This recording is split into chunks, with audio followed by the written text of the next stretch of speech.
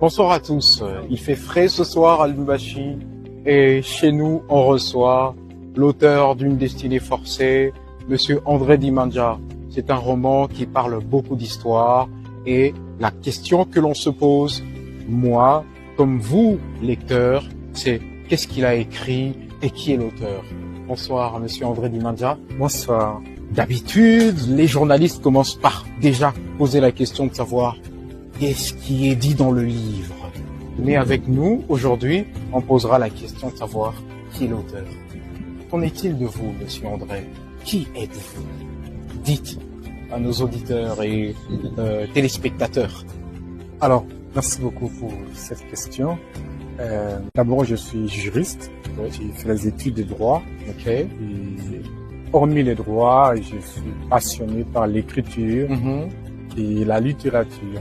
Et cette passion m'a conduit à rédiger ces romans que vous voyez aujourd'hui.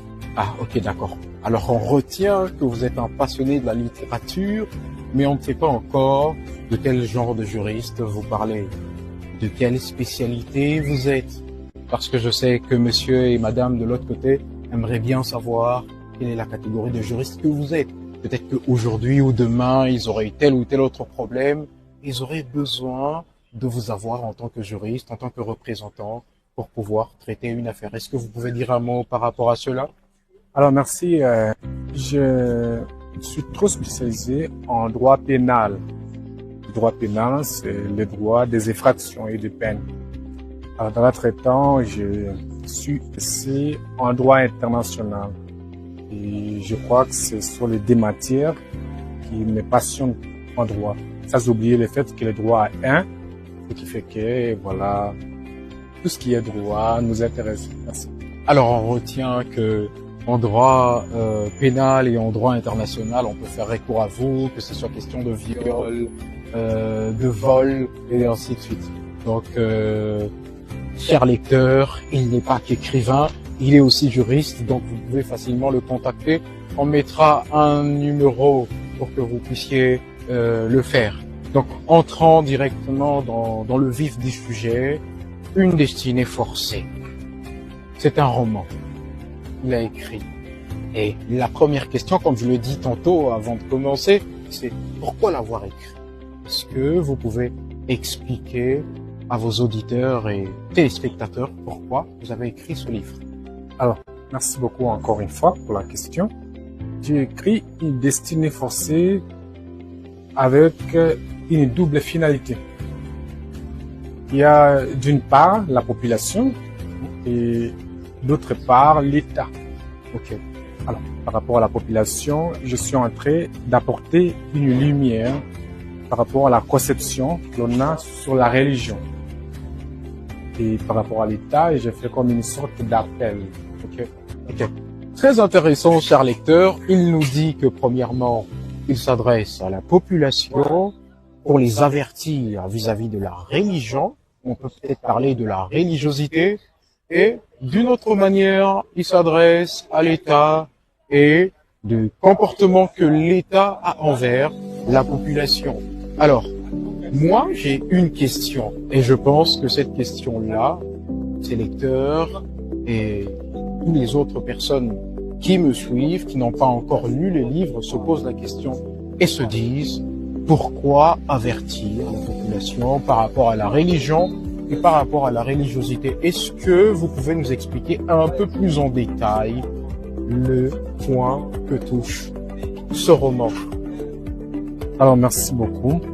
La religion ici, c'est un exemple en méthode des constats qui se passent actuellement en RDC.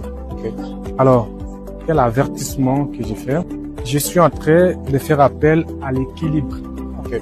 L'équilibre, ça veut dire la population ne doit pas s'investir pleinement dans ce domaine, puis ignorer les autres domaines.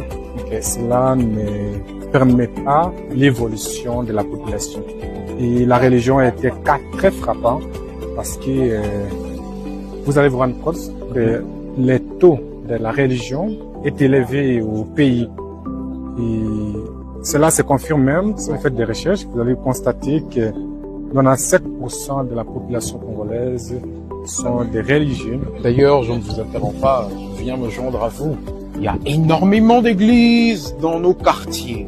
Et je sais que cela s'inscrit dans cet ordre d'idées-là. En effet. Et quelle est la position que vous donnez à toutes les personnes qui pratiquent la religion? Qu'est-ce qu'il faut faire? Est-ce qu'il faut s'investir ou est-ce qu'il faut être dans le juste milieu? Est-ce qu'il faut se soustraire complètement? Alors, merci pour cette question. Je ne dirais pas qu'il faut se soustraire totalement parce que tout est important. Okay. Ici, il faut faire la part des choses. Il faudrait équilibrer. Il ne faudrait pas que la religion puisse occuper entièrement la population. Okay. Parce que le constat, c'est que la religion a envahi la population. Et cette façon de faire ne facilite pas l'évolution de la population. Okay. Alors, ici, il faut faire la part des choses. Je ne dirais pas qu'il faut abolir entièrement la religion. Non, il y a une part de la religion de la société. Il ne faudrait pas que la religion puisse dominer tout dans la société. Ça crée des équilibres. Merci. Voilà. Alors, chers lecteurs, ceci est très intéressant lorsqu'on écoute ce que l'auteur vient de nous dire et lorsqu'on lira, chers lecteurs et chers futurs lecteurs, c'est que lorsqu'on lira ce livre, on doit vraiment prêter attention à cette dimension. C'est que quelle est la position que l'on doit prendre par rapport à cette situation, par rapport à la situation telle que la population se trouve dans une position délicate au sujet de la religion. Est-ce que la religion a servi? Est-ce que la religion permet de pouvoir épanouir la population? Et c'est en ce moment que l'auteur, dans toute son ingéniosité, va faire le lien avec le gouvernement. Il nous parle du gouvernement. Il incrimine le gouvernement. Mais est-ce qu'il peut nous dire quelles sont les pistes de solutions que les gouvernants peuvent prendre par rapport à cette situation-là? Puisque là, nous sommes dans un cas d'espèce qui nécessite d'apporter des situations, des solutions à ces situations, à ces mises en situation. Qu'est-ce que vous dites? Alors, c'est une question très importante parce que il y a une responsabilité des gouvernements qui entre en jeu. Les cas des églises, c'est un exemple parce que lorsqu'on n'a pas d'emploi, on ne sait pas comment vivre, eh bien, on peut ouvrir une église et ça peut nous faciliter la tâche de vivre. Alors, il y a le ministre de la Justice qui a ordonné que l'on puisse fermer beaucoup d'églises qui se créent en désordre. Ce qui est une très bonne chose. Cependant, en fermant ces églises, il faut penser au sort de la population qui dépend de ces églises-là. C'est comme si vous me ravissez ce qui me fait vivre et vous voulez que je vive comment?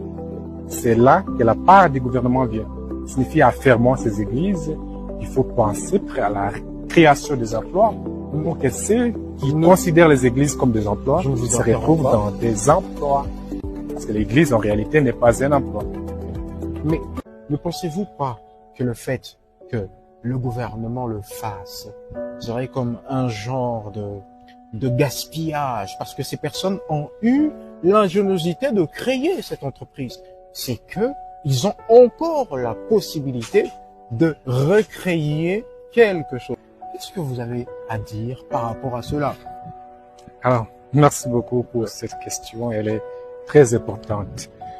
Alors, il y a d'une part de l'abus de la part de ces personnes, parce que l'objet de l'Église, ce n'est pas d'abord le gain, le salut des âmes.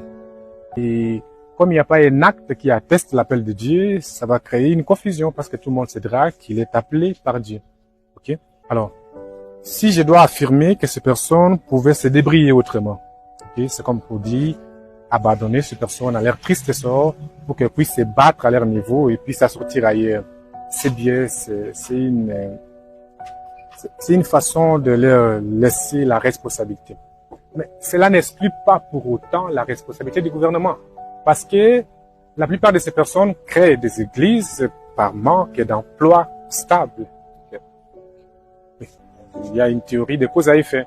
La cause, c'est qu'il n'y a pas d'emploi, il y a la misère, et l'effet, c'est qu'on doit créer une église.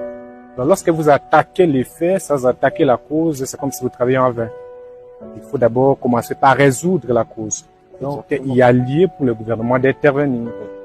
Alors, à tous ceux qui nous écoutent, une destinée forcée est disponible en librairie, chez Community of Thinkers, c'est nos différents partenaires. Il suffirait simplement de nous contacter pour savoir où c'est. Mais, en gros, lorsque l'on entend ce qui s'est dit dans ce livre, je pense que cela intéresserait tout le monde. Et qui sait si vous, chers lecteurs, auriez la possibilité de venir pour interroger l'auteur par rapport à cette situation.